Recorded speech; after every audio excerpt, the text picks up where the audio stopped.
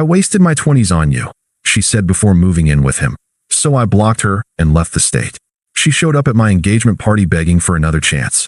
Hey viewers, before we move on to the video, please make sure to subscribe to the channel and hit the like button if you want to see more stories like this. Thanks. I came home 3 days early from a work trip to surprise Vanessa. We'd been together for 6 years, since we were 23, and I'd been thinking about proposing soon. I had the ring already. Custom made, exactly what she described years ago when we talked about getting married someday. The apartment was quiet when I opened the door. Not empty quiet. Tense quiet. Vanessa was in our bedroom, packing a suitcase. Not the small one she used for weekends. The big one. The one we'd bought together for our trip to Europe that we'd been saving for. Hey, I said from the doorway. What's going on? She jumped, spun around.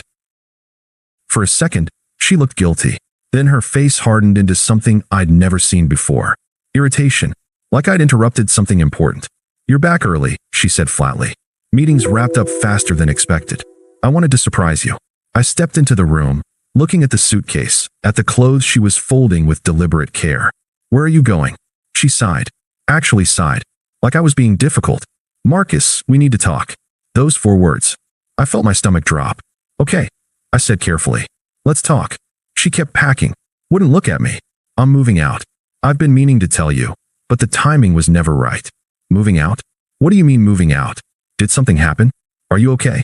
I'm fine. More than fine, actually. She zipped up a makeup bag.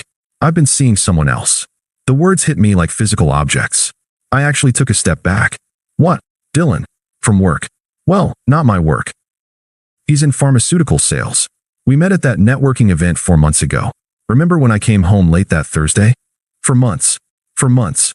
You've been cheating on me for 4 months? Don't say it like that. We grew apart, Marcus. You have to have felt it too. I didn't feel anything wrong. I thought we were happy. I stopped, trying to organize thoughts that were scattering like dropped papers. Why didn't you just talk to me? If you were unhappy, we could have worked on it. We could have gone to counseling or, oh my God, Marcus. Counseling. She laughed. Actually laughed. That's so like you. Your solution to everything is to process it to death. Talk about it until it makes sense. Some things don't make sense. Some things just are. Vanessa, we've been together for 6 years. 6 years. You don't just throw that away without even trying to. I'm not throwing anything away. She finally looked at me. Her eyes were cold. Distant. I wasted my 20s on you. Looking at you now, I don't even recognize the girl who thought you were worth it. The words hung in the air between us. I couldn't speak. Couldn't process what I'd just heard. She kept going. Do you know what my friends say when we all get together? When they're talking about their boyfriends taking them to Miami, to Cabo, on spontaneous weekend trips, I have to talk about how we're saving for a house. How we stay in on Saturdays to meal prep for the week. Do you know how pathetic that sounds? We agreed to save for a house. You said you wanted, I said what I thought I wanted at 23. I'm 28 now, Marcus. I'm not the same person. And frankly, neither are you. Except you kind of are. That's the problem. I don't understand what you're saying. I'm saying we go to bed at 10 p.m. on Saturdays. Dylan actually knows how to have fun. He's spontaneous. He's exciting. When I'm with him, I feel like I'm in my 20s, not cosplaying as someone's suburban wife in training. Each word was a cut, clean and precise. You told me last month you loved our life, I said quietly. I was lying to myself. Or maybe to you. I don't know anymore. But I'm done pretending this is enough. You're planning for a future I don't even want. A house in the suburbs? Kids by 30? Marcus, I'm suffocating. I need more than this. More than you. I stood there, watching her pack. Watching 6 years get folded into a suitcase like it was nothing. Like I was nothing. So that's it. You're just leaving. Dylan's picking me up in 20 minutes. I'll come back for the rest of my stuff next week when you're at work. I think it's easier that way. Easier for who? She didn't answer. Just kept packing. I walked to the living room. Sat on the couch we'd picked out together at IKEA. Assembled together at midnight because we couldn't wait. I heard her moving around in the bedroom. Heard her phone buzz. Heard her laugh at something. She was texting him. While I sat 15 feet away, she was texting him. 20 minutes later, she rolled her suitcase through the living room. I didn't look up. I'll text you about when to get my stuff, she said. I didn't respond. Marcus, don't be like this. We can be adults about it. I looked at her then. Really looked at her. And I realized I was looking at a stranger. Get out, Vanessa. Excuse me. You heard me. Get out. She opened her mouth to say something, thought better of it, and left. I went to the window, watched a silver Audi pull up, watched Dylan get out, tall, tan, expensive haircut, watched him hug her, kiss her, load her suitcase into his trunk like he'd done it 100 times before, watched them drive away. Then I sat in the dark for 3 hours, not moving, not thinking. Just existing in the space between who I was that morning and whoever I was going to have to become. The next day, I called in sick. Not sick, devastated. But I told my boss I had food poisoning. I started packing, systematically, methodically. Everything that was mine went into boxes. Everything that was hers, I left exactly where it was. I called the landlord, explained the situation. He was surprisingly understanding, said his wife had done something similar to him years ago. Let me break the lease with 60 days notice. I called my friend Alex. Hey man, I need a favor. Can I crash at your place for a while? Of course. Everything okay? Vanessa left me. For someone else. I'll explain later. Jesus. Yeah, absolutely. Come over whenever. I packed my car. Took one last look at the apartment. At the life I'd thought I was building. Then I left my key on the counter and walked out. At Alex's place, he tried to get me to talk about it. To rage, to cry, to do something. You're being too calm about this, Marcus. It's weird. What do you want me to do? I don't know. Be pissed. Get drunk. Key his car. Something. What's the point? The point is she cheated on you for 4 months and then said you wasted her 20s. The point is that's fucked up. Yeah, I said. It is. But I didn't feel angry. I felt hollow. Like someone had scooped out everything inside me and left just the shell walking around. The next day, I blocked Vanessa's number. Blocked her on Instagram, Facebook, everything. Didn't send a message. Didn't explain. Just blocked. Then I deleted the apps from my phone entirely. I didn't want to know what she was posting. Didn't want to see her and Dylan living the exciting life she'd left me for. Didn't want to torture myself with evidence of how replaceable I'd been. I went to work. Came home. Went to the gym. Came home. Repeat. Alex mentioned after a week that Vanessa was posting constantly with Dylan. Fancy restaurants every night. They went to Nashville last weekend. She's posting like a lot. Like she's proving something. Good for her, I said. You don't want to see? No. You don't even care? I don't know what I feel, Alex. But looking at her being happy with him isn't going to help me figure it out. 2 months passed in a blur. Work, gym, sleep. I was functioning. That was about all I could say. Then my boss called me into his office. Marcus, we're opening a new division in Seattle. I want you to head the project management team. It's a promotion, senior PM, substantial raise, full relocation package. Seattle? That's across the country. I know it's a big move, but I think you're ready for it. And honestly, you seem like you could use a fresh start. He didn't say he knew about Vanessa, but he knew. Office gossip travels fast when you work with your girlfriend's former co-workers' friends. When would I start? 6 weeks.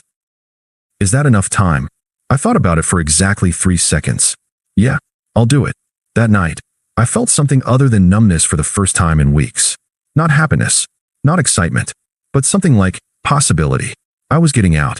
Seattle was cold and gray and perfect. Nobody knew me. Nobody knew my story. Nobody looked at me with pity or asked carefully neutral questions about how I was holding up. I threw myself into work. 12-hour days. Weekends at the office. My team was new, the projects were challenging, and for the first time in months, I felt like I was actually present in my own life instead of watching it happen to someone else. I joined a new gym, started rock climbing, picked up photography on weekends. Not because I was trying to become a new person, just because I could. Because there was no one telling me we needed to save money. No one rolling their eyes when I spent money on myself.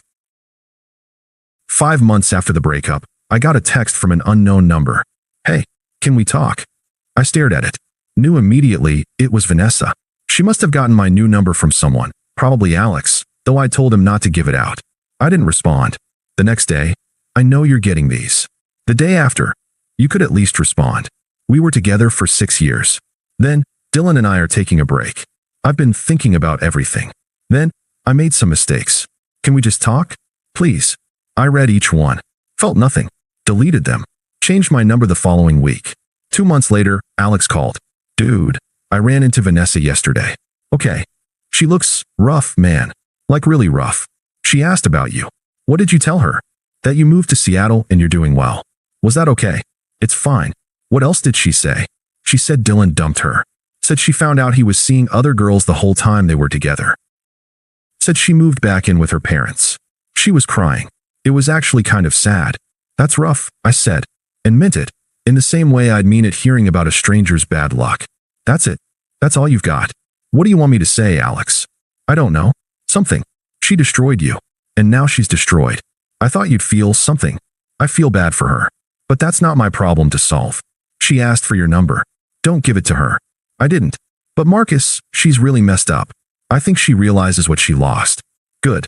Maybe that's what she needed to realize. A week later, my phone rang. Different number. I answered thinking it was work. Marcus? Please don't hang up. Vanessa's voice. Shaking. Crying. How did you get this number? I called your office. Told them I was your sister and it was a family emergency. Please, I just need to talk to you. I should have hung up. Should have blocked this number too. But something kept me on the line. Not hope. Curiosity, maybe. I'm listening. I made a mistake. A huge mistake. Marcus, Dylan wasn't who I thought he was. He was seeing other women the whole time. He never took me seriously. I was just something fun for him. I'm sorry that happened to you. I've been thinking about us. About what we had. I threw away something real for something that was fake. I see that now. Okay. That's all you're going to say. What do you want me to say, Vanessa? I want you to say you forgive me. I want you to say we can try again. That we can fix this.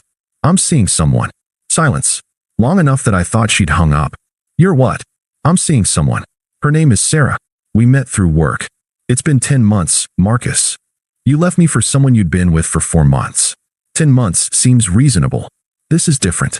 We were together for 6 years. You can't just replace that. I'm not replacing anything. I'm moving forward.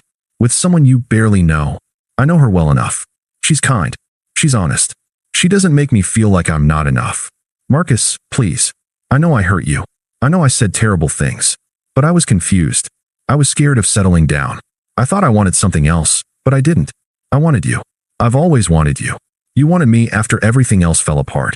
That's not the same thing. So that's it. After everything we had, 6 years means nothing to you. You said you wasted your 20s on me.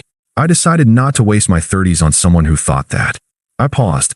I don't think about you anymore, Vanessa. That's not true. That can't be true. It is. I hope you figure out what you want. But it's not going to be with me. Take care of yourself. I hung up, blocked the number, sat there for a minute, waiting to feel something. Guilt, regret, satisfaction. But I just felt tired. For months later, Vanessa's mom called. I almost didn't answer, but some old reflex kicked in. I'd always liked her mom. Marcus, honey, it's Patricia. Hi, Patricia. How are you? I'm all right. Listen, I know this is awkward, but I wanted to talk to you about Vanessa. I don't think that's a good idea. She's really struggling, Marcus. She made a mistake. A terrible mistake. But we all thought you two were perfect together. She's realized what she lost. She just needs a chance to make it right. With respect, Patricia, that's not my responsibility anymore. She needs closure, Marcus. You just disappeared.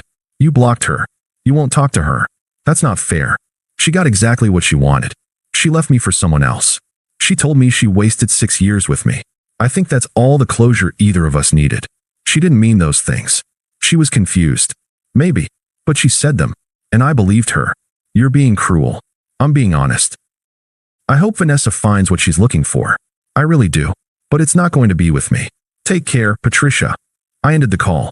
The next week, her best friend Hannah messaged me on LinkedIn. Apparently one of the few platforms I hadn't blocked her on. You're being really cold. She knows she messed up. Everyone makes mistakes. The Marcus I knew would have at least given her a chance to apologize properly. I blocked her too.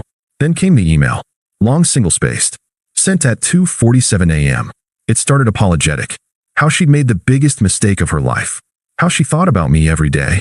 How she'd give anything to go back and make different choices. Then it turned. How I'd given up so easily. How I'd never fought for us. How I'd just disappeared like 6 years meant nothing. How I was cold. Emotionless. How maybe she'd been right. Maybe I'd never really loved her at all, because someone who loved her would have fought to get her back. It ended with, I guess I was right. You never really loved me anyway. You just loved the idea of me. The moment I stopped being convenient, you erased me. Maybe Dylan was a mistake, but at least he actually felt something. I read it twice. Then I deleted it. Felt absolutely nothing. 2 years after Vanessa walked out, I got invited to Jake's wedding. Jake was my buddy from college. One of the few people who'd stayed consistently in touch after I'd moved to Seattle. You should bring Sarah, he said over the phone. I want to meet this woman who's got you smiling again. I'll ask her. Where's the wedding? Hartford. That's your hometown, right? Yeah. Haven't been back in a while. Well, it'll be good to see you, man. Fair warning though, Vanessa's invited. She was Rachel's roommate in college. I wanted to give you a heads up in case that's weird. I paused, waited for the tightness in my chest. The anxiety. Something. It's fine. That was a long time ago. You sure? Yeah, I'm sure. And I was. Sarah and I flew out the weekend of the wedding. She'd met most of my Seattle friends, but this would be her first time meeting people from my old life. Are you nervous? She asked on the plane. About seeing Vanessa? Not really. Not even a little. Honestly, I'm more nervous about you meeting Jake. He's going to tell you embarrassing stories about me from college. She squeezed my hand. I already know you're a dork.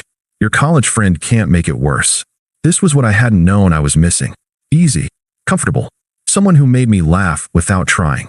Someone who chose me every single day, not because I was convenient or safe, but because she actually wanted to. The engagement party was the night before the wedding. Open bar, fancy venue, all of Jake and Rachel's friends mixing together. Sarah looked incredible. Black dress, hair done, smiling at everyone like she'd known them for years. I introduced her around. Caught up with people I hadn't seen in years. I didn't see Vanessa at first. Wasn't looking for her. Then I went to get drinks, and she was there. At the bar. Alone. She looked diminished. That's the only word for it. Thinner. Tired. Her dress looked expensive but somehow wrong on her. Like she was wearing a costume. She saw me. Her face did something complicated. Hey, Marcus. I turned. Genuinely surprised. Vanessa. Hi. Silence. Awkward and heavy. You look good, she said finally. Thanks. You too. Lie. But what else do you say? How have you been? She asked. Good. Busy with work. You. I'm okay. Better than I was. I'm actually doing PR for a startup now. It's small, but it's something. That's good. More silence. I got my drinks from the bartender. Is that? She nodded towards Sarah, who was laughing with Jake across the room. My fiancée, Sarah? We're getting married in the fall. I watched her face. Watched something in it break. Oh, that's wow. Congratulations. Thank you. That was fast. 2 years isn't that fast. Right. Of course. I just meant, she stopped. Started again. I wanted to say I'm sorry. For how things ended. For what I said. I was really awful to you. It was a long time ago. Was it really? Sometimes it feels like yesterday. I didn't know what to say to that. Do you ever think about us? She asked quietly. About what we could have been. I looked at her. Really looked at her. And I tried to find something. Some remnant of what I'd felt. Some echo of the person I'd been when I'd loved her. Nothing. Not really, I said honestly. That person you dated doesn't exist anymore. I think about it all the time. About you. About how stupid I was. Her voice cracked. I threw away the best thing I ever had, Marcus. I know that now. I knew it the day Dylan left. I knew it every day after. I was so stupid. You made a choice. We both did. I don't blame you anymore. But do you forgive me? I thought about it. Really thought about it. Yeah, I said. I forgive you. But that doesn't change anything. It could. We could try again. We could. Vanessa, no. Why not? You forgave me. You just said, forgiving you doesn't mean I want you back. It means I stopped carrying what you did to me. That's for me, not for you. So that's it. You're just done? After everything we had. Sarah appeared at my elbow then, perfectly timed. Hey babe, Jake wants to do a toast soon. She smiled at Vanessa. Hi, I'm Sarah. Vanessa stared at her. At me. At Sarah's hand on my arm. Vanessa, she managed. We used to date. Oh. Sarah's smile didn't falter. It's nice to meet you. They shook hands. I watched Vanessa's face as she took in Sarah. Watched her see what I'd found after her. Someone who looked at me like I was exactly enough. Someone who lit up when I walked into a room. Someone who'd chosen me and kept choosing me. We should get back, I said. Good to see you, Vanessa. Take care of yourself. I took Sarah's hand and walked away. Didn't look back. That night, Sarah asked me about it. That was her, wasn't it? The one who left you. Yeah. She's still in love with you. I know. Does that feel good? Like revenge? No. It just feels sad. For her. But not for you. Not for me. Not anymore. She kissed me. Good. Because you're stuck with me now. Lucky me, I said. And meant it. The next day was the wedding. I was a groomsman, so I was busy most of the day. Saw Vanessa sitting at a table on the bride's side during the ceremony. Saw her watching me during the reception. I danced with Sarah, laughed with Jake, gave a speech about friendship and finding the right person being worth the wait. Never looked at Vanessa once. Not out of spite. Not out of some calculated power move. I just didn't think about her. Later, I was outside getting air when she found me. Marcus, please. Just one more minute. I sighed. Vanessa, you said you forgave me. Can you just listen? Really listen? Okay. 1 minute. I know I don't deserve another chance. I know I said unforgivable things. But I need you to understand, I was terrified. Terrified of getting married young and having regrets. Terrified of never experiencing anything else. And Dylan represented all of that. He was the opposite of you. Exciting and dangerous and new. I understand that. Do you? Because I need you to know that leaving you was the worst decision I ever made. Every single day since has been worse than the one before. I lost you. I lost our future. I lost myself. And you just moved on. Like it was easy. Like I was nothing. It wasn't easy. And you weren't nothing. But I couldn't stay in love with someone who saw me as a waste of time. I didn't mean it. Yes, you did. Maybe you regret it now. But in that moment, you meant every word. So what? I'm just supposed to live with that forever? With knowing I destroyed the best thing in my life. You're supposed to learn from it. And find someone who makes you feel the way Sarah makes me feel. What if there isn't anyone else? What if you were it? Then you'll be alone. And I'm sorry if that's the case. But Vanessa, I spent my 20s building a life with you. You told me those years were wasted. So I spent my 30s building a life I actually chose. A life with someone who thinks time with me is anything but a waste. She'll never know you like I did. You're right. She knows me better. She knows who I actually am, not who I was trying to be for someone who didn't appreciate it. Vanessa was crying now. Full on crying. I can't accept this. I can't accept that it's really over. It's been over for 2 years. You're the only one who hasn't accepted it. Because I love you. No, I said gently. You love the security I represented. You love the idea of not having to face what you did. But you don't love me. You don't even know me anymore. That's not fair. None of this is fair, Vanessa. You leaving wasn't fair. You cheating wasn't fair. You telling me I wasted your 20s wasn't fair. But it happened. And we both had to figure out how to live with it. I'm sorry you're still struggling. I really am. But I can't fix that for you. Sarah appeared in the doorway. Marcus? Jake's about to cut the cake.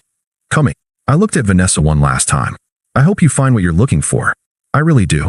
But it's not me. It hasn't been me for a long time. I walked back inside, took Sarah's hand, joined my friends at the cake table. Through the window, I could see Vanessa standing alone in the dark, watching. Sarah leaned into me. You okay? Yeah, I said. And I was. The next morning, we flew back to Seattle. Back to our apartment with the view of the sound. Back to our life together. Back to something real. People ask me sometimes if I ever got closure with Vanessa. If I ever got to say what I needed to say.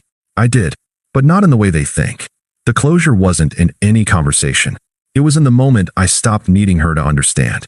Stopped needing her to apologize. Stopped needing her at all. She thought she wasted her 20s on me. Maybe she did. But I didn't waste my 30s mourning someone who never deserved the best years of my life in the first place. That's the thing about people who leave you for someone else. They want to believe you'll fall apart. That you'll never find better. That they were your peak. The best revenge isn't making them regret it. It's building a life so good that you forget to care whether they regret it at all. Vanessa thought she was my story. The great love. The one that got away. But she was just my lesson. Sarah's my story. And it's a story I actually chose. Thanks for watching. Make sure to subscribe to the channel and hit the like button. What do you think about this story? Share it in the comments.